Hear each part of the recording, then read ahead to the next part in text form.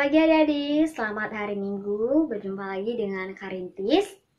Hari ini kita mau beribadah sama Tuhan, kita mau bernyanyi, kita mau mendengarkan firman Tuhan, kita bersuka cita untuk Tuhan. Tuhan Yesus sangat baik dalam kehidupan kita. Hari-hari yang sudah kita lewati, Tuhan sudah tolong kita dan Tuhan sangat baik. Hari ini mari kita angkat satu lagu pujian, Bapa Engkau sungguh baik.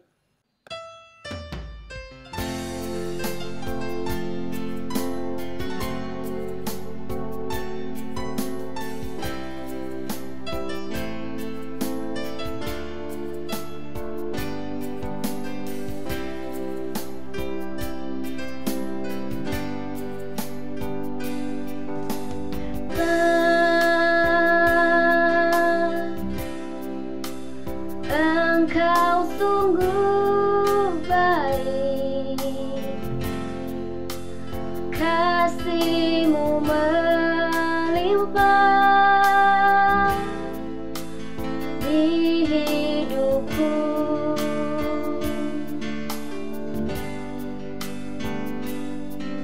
Bapa, ku berterima berkat-Mu hari ini yang Kau sediakan bagiku. Ku naikkan syukurku buat hari yang Kau beri, tak habis-habisnya kasih dan rahmat-Mu, selalu baru dan tak pernah terlambat pertolongan-Mu, besar setia-Mu di sepanjang hidupku.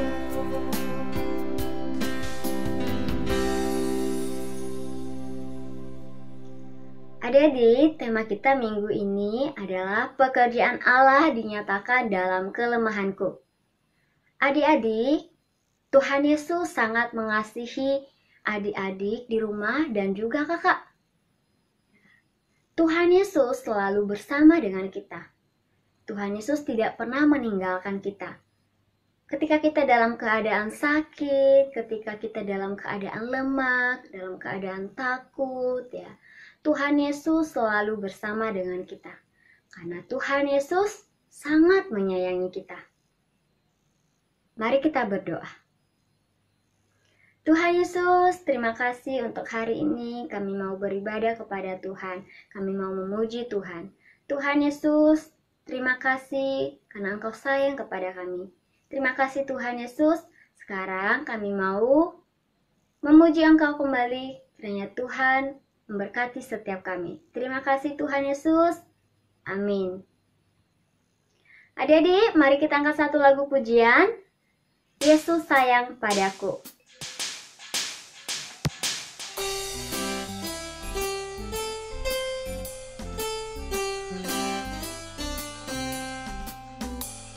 Yesus sayang padaku, Alkitab mengajarku, walau ku kecil lemah, aku ini miliknya.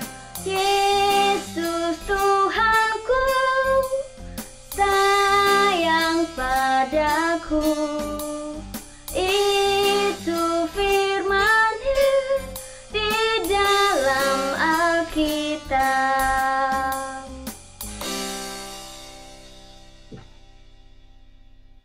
Sekarang kita mau mendengarkan firman Tuhan yang akan disampaikan oleh Kak Yuni.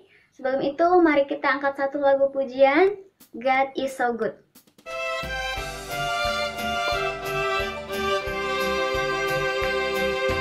God is so good, God is so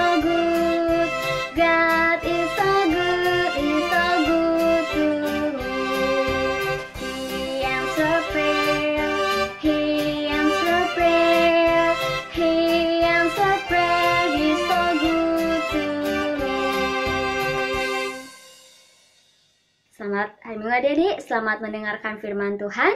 Tuhan Yesus memberkati.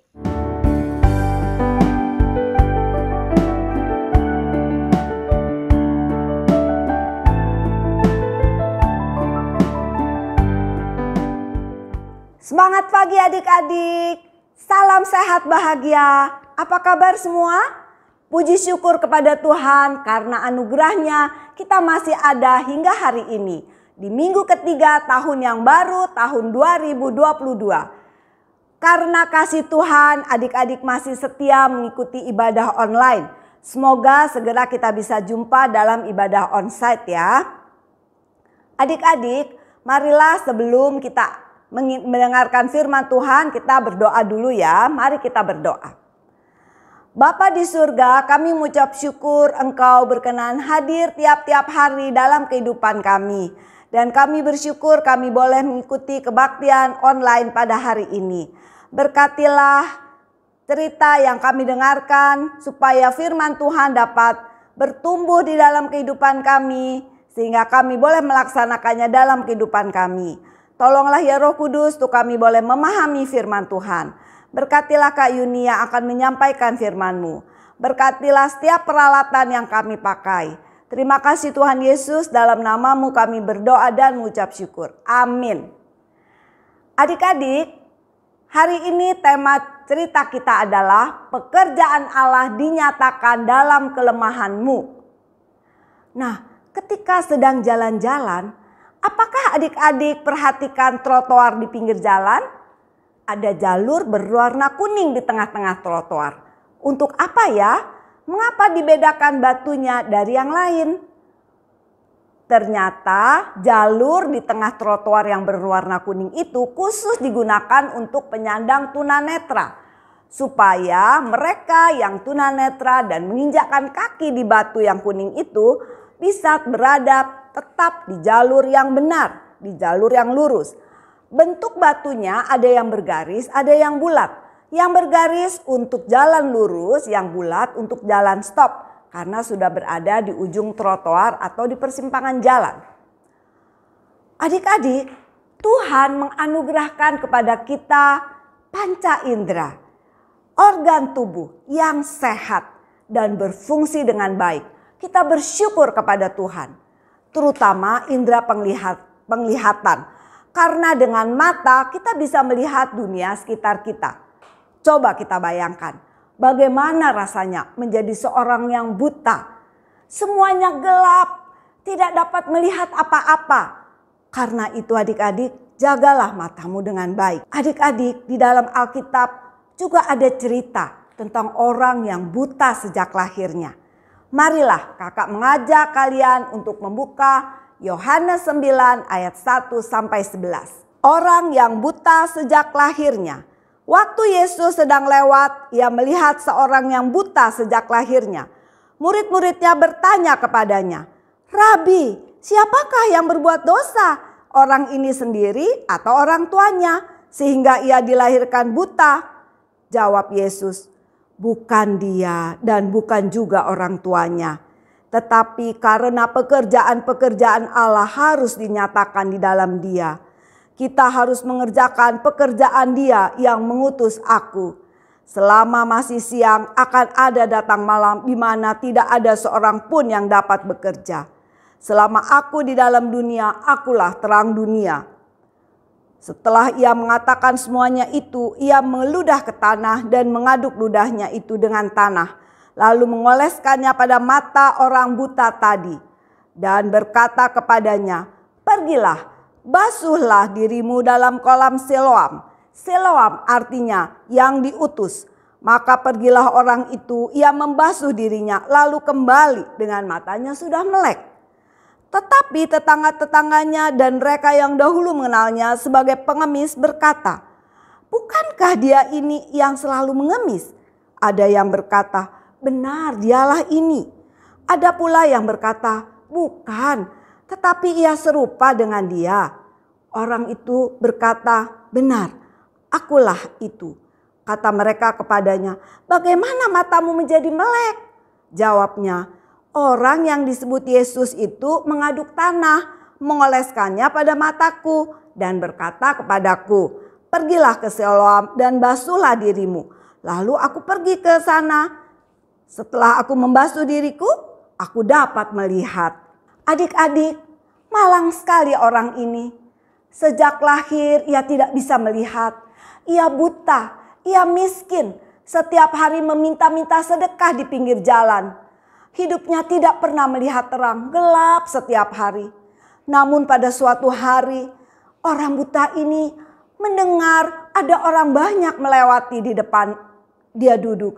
Sehingga dia berpikir, semoga ada di antara orang yang lewat itu memberi saya sedekah. Tapi dia mendengar ada orang yang bicara. Rabi artinya guru. Orang ini buta sejak lahirnya. Karena dosa siapa? Karena dosa orang tuanya atau karena dosa dia sendiri? Adik-adik, kasihan benar ya orang ini. Sudah buta malahan dituduh berdosa. Yang ngomong begitu juga orangnya orang berdosa. Tidak ada orang yang suci ya. Nah, ternyata yang bertanya itu murid Tuhan Yesus. Lalu Tuhan Yesus menjawab, bukan dia, bukan orang tuanya. Tetapi karena pekerjaan-pekerjaan Allah harus dinyatakan di dalam dia. Selama aku di dalam dunia, akulah terang dunia. Orang buta yang selama hidupnya dalam kegelapan berjumpa dengan Tuhan Yesus, terang dunia. Apakah yang akan dikerjakan Tuhan Yesus, adik-adik? Lalu Tuhan Yesus meludah ke tanah, mengaduk ludahnya dengan tanah dan mengoleskan pada mata orang buta itu. Kemudian Tuhan Yesus menyuruh orang buta itu untuk membasuh dirinya di kolam Siloam. Apa yang terjadi dengan orang buta itu? Setelah ia membasuh dirinya, ajaib, ia sudah bisa melihat. Dari kegelapan hidupnya, kini orang itu bisa melihat terang. Adik-adik, kita semua tentu punya kekurangan. Ada yang mengalami kekurangan secara fisik. Ada juga yang tidak mampu dalam mata pelajaran tertentu. Ada mengalami persoalan kehidupan, kesulitan, masalah, pergumulan. Jangan pertama-tama kita tanya, gara-gara siapa nih aku begini? Terus cari-cari kambing hitam. Siapa yang akan kita persalahkan? Jangan demikian ya adik-adik. Tetapi datanglah kepada Allah. Datanglah kepada Tuhan Yesus. Dia menolong kita. Pesan Tuhan Yesus bukan karena dosa siapa. Tapi pekerjaan Allah yang harus dinyatakan. Orang buta itu kembali ke rumahnya. Dengan sangat gembira. Ia bisa melihat. Hidupnya tidak lagi gelap. Tetangga-tetangga yang mengenalnya heran, mengapa orang buta ini bisa melihat? Pengemis buta yang sekarang sudah pulih, sudah sembuh bercerita tentang Tuhan Yesus yang sudah menyembuhkannya. Dia bersyukur, tentu sekarang dia tidak mau jadi pengemis lagi. Hidupnya sudah lebih sejahtera dan bahagia karena pertolongan Tuhan Yesus. Kintsukuroi, adik-adik pernah lihat mangkok seperti ini? Ini adalah kesenian Jepang yang disebut kintsukuroi. Apa artinya? Jadi ada mangkok yang retak. Retakan mangkok itu direkatkan kembali. Kepingan-kepingan mangkok itu direkatkan kembali. Lalu ditaburi dengan emas, perak atau platinum. Sehingga mangkok itu menjadi mahal harganya. Ketika mangkok itu pecah, retak, tidak bernilai. Tapi setelah dibentuk ulang menjadi indah dan berharga mahal. Demikian juga kita adik-adik. Hidup kita yang retak, yang penuh dengan kelemahan dan kekurangan. Apabila kita serahkan kepada Tuhan, Tuhan bisa membentuk kita kembali menjadi alat dalam tangan kasih-Nya. Menjadi berkat bagi sesama. Fanny Crosby. Adik-adik pernah dengar nama Fanny Crosby? Beliau itu juga penyandang tunanetra, tidak bisa melihat. Tapi Fanny Crosby mengandalkan Tuhan. Dia senantiasa bersuka cita di dalam Tuhan. Sehingga Tuhan menolong dia menuliskan ribuan lagu-lagu rohani. 8.000 lagu-lagu rohani yang dinyanyikan oleh orang Kristen di seluruh dunia. Dan dia juga mengarang 1.000 puisi. Meskipun dia buta, tapi dia bersuka cita karena Tuhan menolong. Bagaimanapun keadaan kita adik-adik, serahkanlah diri kita sepenuhnya kepada Tuhan. Dia menolong kita untuk bisa menjadi berkat yang luar biasa bagi sesama. Amin. Adik-adik, marilah kita akan membaca bersama ayat hafalan kita hari ini yang terdapat dalam 2 Korintus 12 ayat 9a. Mari kita akan membacanya bersama-sama. Tetapi jawab Tuhan kepadaku, cukuplah kasih karuniaku bagimu, sebab justru dalam kelemahanlah kuasaku menjadi sempurna. Kita ulangi sekali lagi adik-adik, 2 Korintus 12 ayat 9a. Tetapi jawab Tuhan kepadaku, cukuplah kasih karuniaku bagimu, sebab justru dalam kelemahanlah kuasaku menjadi sempurna. Adik-adik, marilah kita mengucap syukur kepada Tuhan dengan memberikan persembahan. Adik-adik siapkan kotak dari rumah dan masukkanlah persembahan adik-adik ke dalam kotak ini. Setelah nanti ada ibadah sekolah minggu onsite, bawalah kotak persembahan ini ke gereja, serahkan kepada guru sekolah minggu di gereja. Atau adik-adik bisa minta tolong kepada orang tua untuk mentransfer persembahan kalian di nomor rekening yang tertera di layar kaca. Baik adik-adik, marilah kita akan akhiri ibadah sekolah minggu online hari ini dengan doa. Tunduk kepala, kita akan naikkan doa kita. Bapa di surga, kami mengucap syukur untuk ibadah sekolah minggu online pada hari ini. Kami bersyukur untuk anugerah kesetiaan yang Engkau berikan, sehingga kami masih terus boleh beribadah dalam sekolah minggu online. Tolonglah Tuhan, suatu ketika kami boleh berjumpa dalam ibadah onsite. Terima kasih untuk firman-Mu yang menguatkan kami bahwa Engkau adalah sumber pemulihan bagi hidup kami. Apabila dalam diri kami banyak kekurangan, banyak masalah, kami tidak akan mencari-cari kesalahan siapa, tapi kami mau berserah kepadamu saja. Tuhan, terimalah persembahan yang kami berikan, agar persembahan ini boleh menjadi suatu ucapan syukur dan dapat dipakai menjadi berkat, menjadi kemuliaan bagi nama Tuhan di gereja kami. Terima kasih Tuhan Yesus. Tuhan juga mau memberkati kami yang saat ini sudah kembali aktif di sekolah, yang sudah ada yang ikut dalam perjumpaan pembelajaran tatap muka. Berkatilah kami dalam studi kami Tuhan, berkatilah sekolah kami juga, berkatilah keluarga kami, berkatilah gereja kami, berkatilah bangsa dan negara kami. Sehingga Tuhan, nama Tuhan saja yang kami tinggikan dan muliakan. Terima kasih Tuhan Yesus, dalam nama-Mu kami berdoa dan mengucap syukur. Amin. Adik-adik, sampai di sini dulu sekolah minggu online kita hari ini. Sampai jumpa lagi, Tuhan memberkati.